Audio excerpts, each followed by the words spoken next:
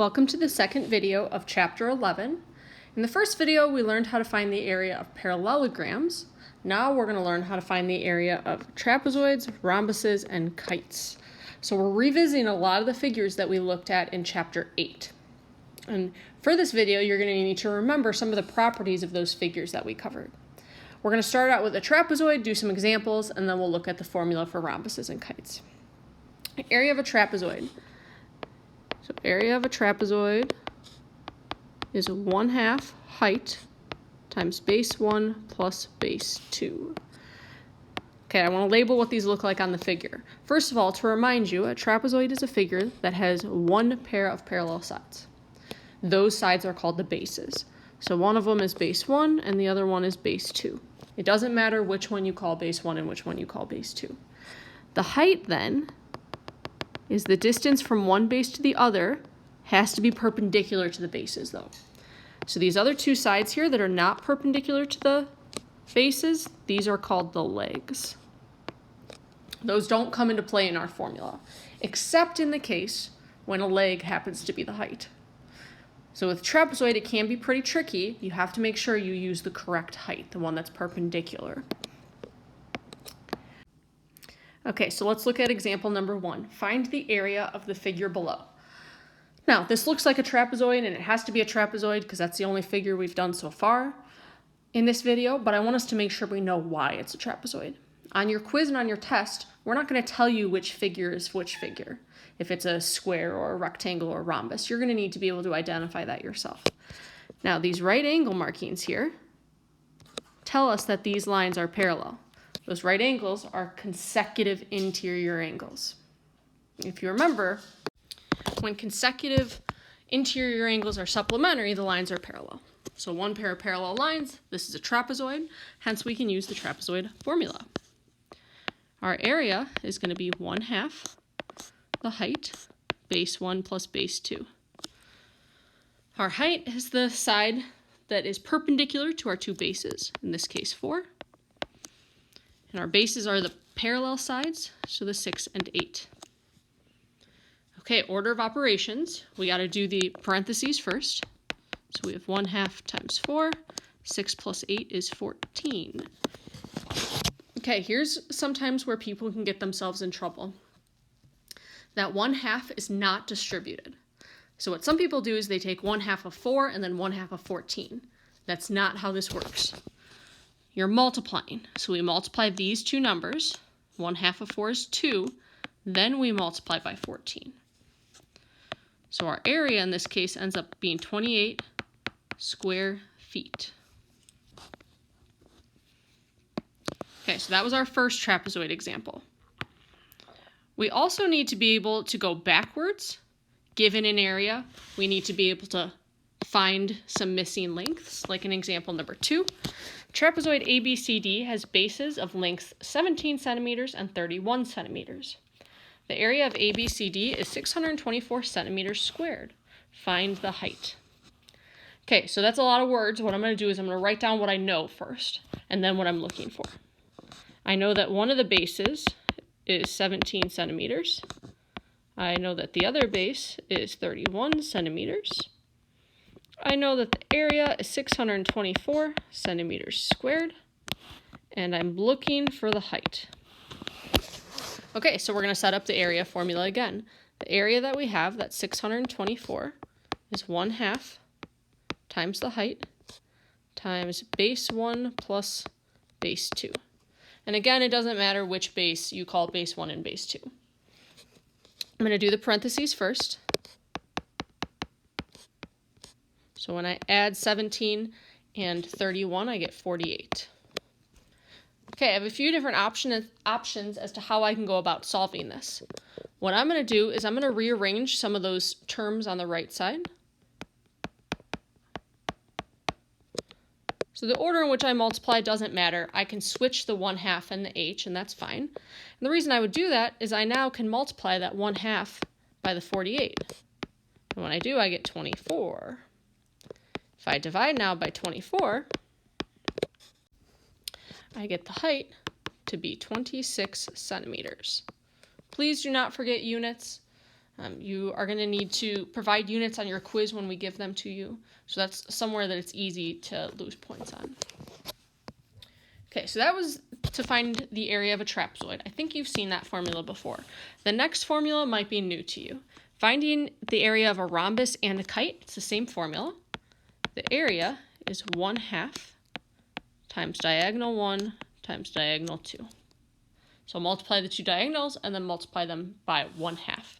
In the figure that you see, LN is one of the diagonals and OM is the other diagonal.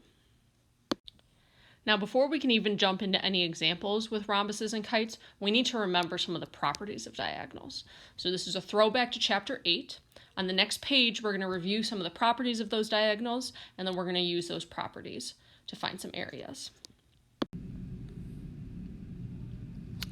Okay, we're going to approach these two differently, because if you remember, a rhombus from chapter 8 falls in the parallelogram family. A kite is kind of its own family, so they have some different properties. A rhombus, one important property is that the diagonals bisect each other.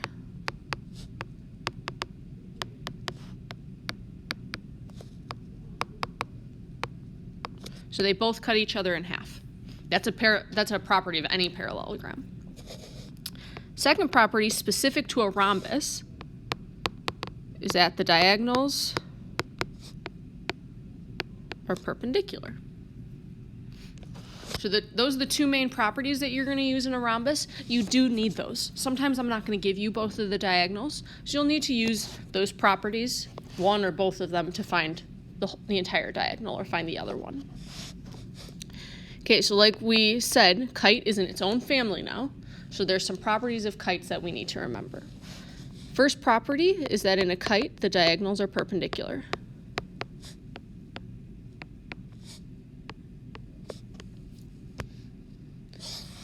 Second property is that one diagonal is bisected.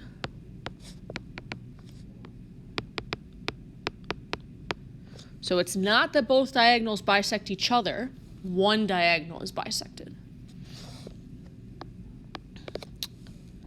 And then the non-bisected diagonal,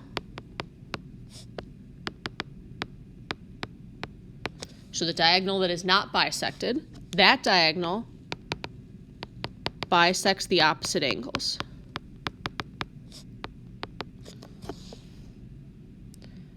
Okay, I want to show us an example of what this looks like in a kite.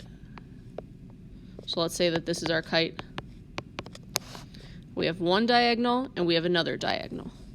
One of the diagonals is bisected. You probably can tell from looking at the figure that this diagonal is cut in half. The other diagonal, so this one that's not bisected, bisects the angles. Again, those properties are going to be important for some problems. Now that we have reviewed properties of diagonals, let's look at examples 3 and 4. In kite LMNO, LN equals 14 and MO equals 12. Find the area. Okay, before we do anything, we should probably draw a figure, or before we do any calculations. So let's draw ourselves our kite. It says LMNO. As we've talked about before, it doesn't matter where you put L. So I might choose to put L here, but we have to go in order then. So either clockwise or counterclockwise. I normally go clockwise. So L, M, N, O. So we see then we're given LN and we're given MO. Those are our diagonals. So we're going to call those diagonals 1 and 2. Area then, as we wrote on the previous page, is 1/2 diagonal 1 times diagonal 2. Now, as I mentioned previously, sometimes students have some trouble actually calculating this now. The 1/2 is used once. It's not multiplied by 14 and then by 12, only once. So 1/2 of 14 is 7, then I multiply by 12. So my area ends up being 84 square feet.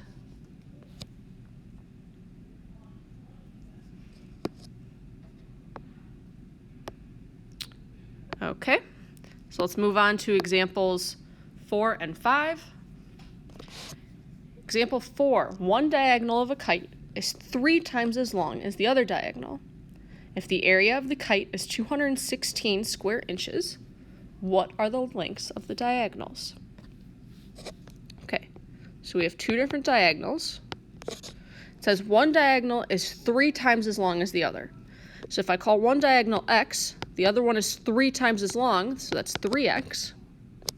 Now we're given area. So area is 1/2 the first diagonal times the second diagonal. So we get 216 is equal to 1/2 times 3, x, and x is x squared. Okay, so now we need to get rid of the 1/2 and the 3. I'm going to get rid of the 1/2 first. So what I can do is I can multiply both sides by 2. When I do, I get 432 is equal to 3x squared. If I take 432 and divide by 3, I get 144 is equal to x squared. Take a square root, so x equals 12. So the diagonals, because remember we got to answer the question. The question does not ask for x, the question asks for the lengths of the diagonals.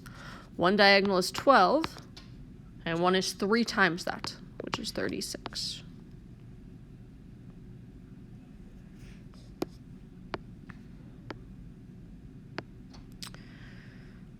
Okay, I want you to pause the video and try examples 5 and 6 on your own. So pause the video and take 5 minutes to try these on your own.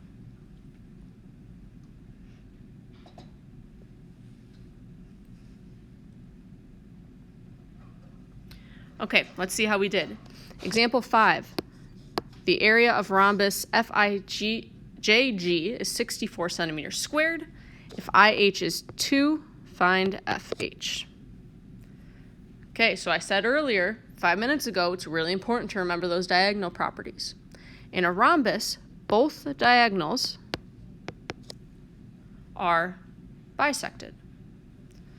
So I know that the area is equal to 1/2 the first diagonal, which is this one, so 2 and 2, which is actually 4, and then the other diagonal.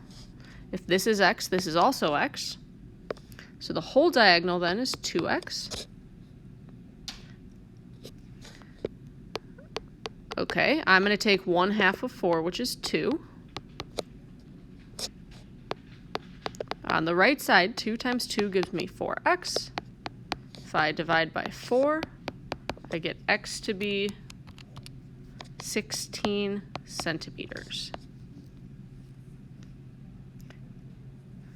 Now, it's really not proper to put 16 in your answer, or to put x in your answer, rather, because x wasn't in the problem.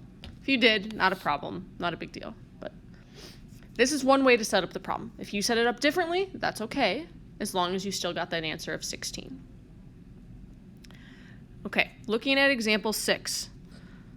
Hopefully we can tell that this is a trapezoid.